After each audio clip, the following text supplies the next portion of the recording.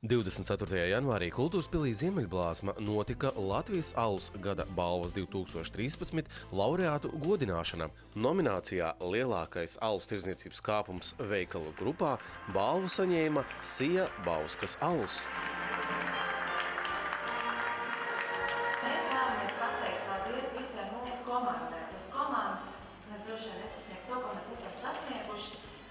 Un ko es vēlos novēlēt jums šogad, baudīsim šo putojošo miestiņu, kuru mēs ražojam, un lai mēs prastu arvien vairāk godāt latviešu tautas tradīcijas, ne tikai vasaras saldviešu, bet arī citas, jo zinām, ka mūsu senču goda vietā vienmēr ir likuši alu.